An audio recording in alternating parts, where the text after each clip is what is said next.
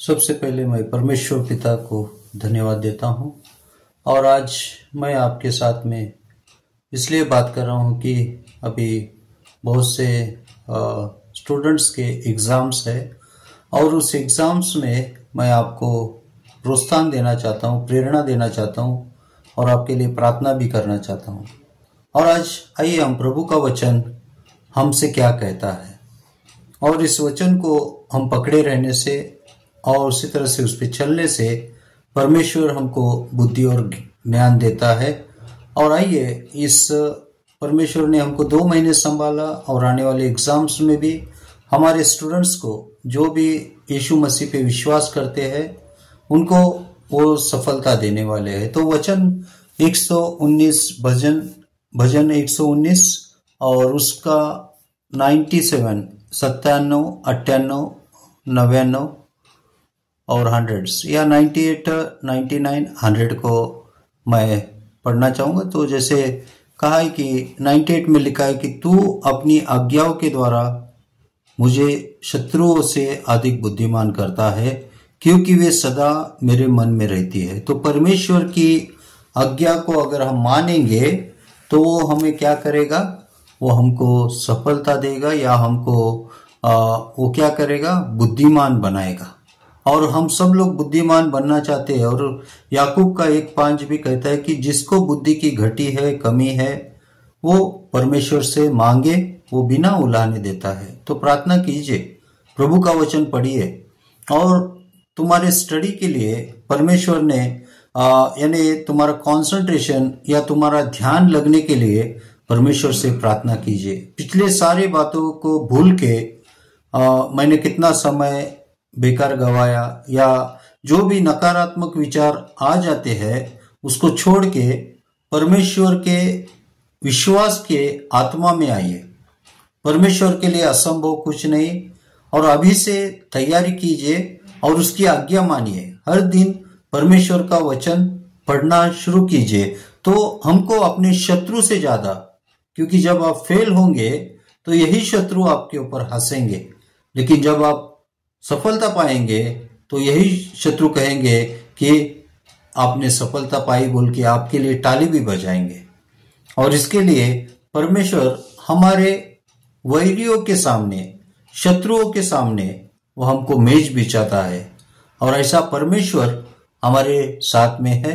और दूसरी बात है कि 98 में लिखा है कि तू अपनी आज्ञाओं के द्वारा मुझे अपने शत्रुओं से अधिक बुद्धिमान करता है क्योंकि वो सदा मेरे मन में रहती है। वो हमको हमेशा सदा मन में रखना है। और 99 में कहा है कि मैं अपने सब शिक्षकों से भी अधिक समझ रखता हूं क्योंकि मेरा ध्यान तेरी चितौनियों पर लगा रहता है।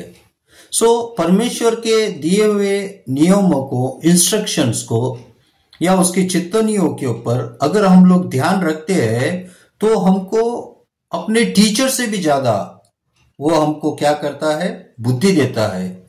ऐसा वचन कहता है। मेरे प्यारे भाइयों और बहनों, बच्चों लोग, इस समय किसी भी बात से न डरे। तुम्हारे 7 सब्जेक्ट के 7 टीचर हो गए या 700 सब्जेक्ट के 700 टीचर हो गए या 7000 टीचर हो गए, परमेश्वर का वचन कभी झूठ नहीं बोलता। वो तुम्हारे 7 टीचर से ज्यादा तुमको बुद्धिमान बना सकता है क्योंकि उसके नियमों को, उसके इंस्ट्रक्शंस को, उसके चितौनियों को हमको पालना है। और 100 में लिखा है कि मैं पुरानियों से ज्यादा समझदार हूं क्योंकि मैं तेरे उपदेश को पकड़े रहता हूं। तो आज इस दुनिया में परमेश्वर के उपदेश को, यीशु मसीह के उपदेश को, परमेश्वर के वचन को हमको पकड़े जकड़े रहना चाहिए क्योंकि इस दुनिया की सारी बातें आएगी लेकिन एक दिन वो चले जाएगी। आकाश भूमि टल जाता है लेकिन प्रभु का वचन कभी नहीं टलता। और अभी से यीशु मसीह पे विश्वास कीजिए। पिछली बातों के लिए पश्चाताप कीजिए कि जो किया था वो नहीं करना था, इसके आगे वो मत कीजिए। सिंपल सा बात है, वो तुमसे प्यार करता है।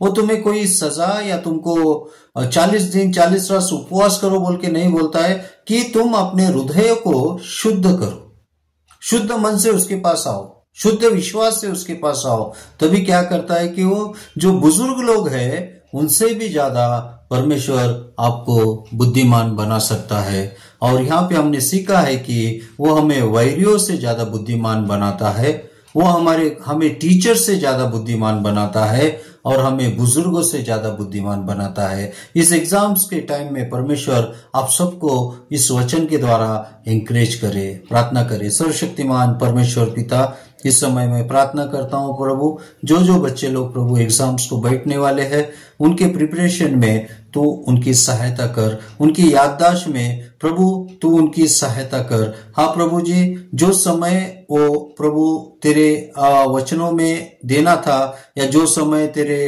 प्रभु अध्ययन में देना था, और उसी तरह से जो समय अपने पढ़ाई में देना था, बहुत सा समय प्रभु मोबाइल और दोस्तों के साथ में बिताया। तो इन सारे बातों के लिए, इनके गलतियों के लिए, इनके पापों के लिए आप उनको क्षमा करके प्रभु उनके याददाश्त को अब बढ़ाइए। जैसे एलिशा ने कहा था कि मुझको एलिया की तरह दुगनी पवित्र आत्मा चाहिए, आज उनको दुगना बुद्धिमत्ता तो दीजिए प्रभु, ताकि वो अपने पढ़ाई में विश्वास कर सके कि परमेश्वर हमारे साथ है और मैं पास होने वाला हूं। और इसी तरह से उनके माता पिता को भी आप धीरज हिम्मत दीजिए प्रभु, वो अपने बच्चे के पीछे न पड़ते हुए कि अभ्यास करो, पढ़ाई करो, ऐसा न कहते हुए प्रभु प्रार्थना में अपने समय को बिताने के लिए उनकी सहायता कर। स्वर्गदूत जो हमें दिखते नहीं लेकिन वो हमारी सहायता करते हैं। हाँ प्रभु, अगर तू हमसे प्यार नहीं करता तो आज सुबह का ये सुंदर समय हम देख नहीं सकते थे।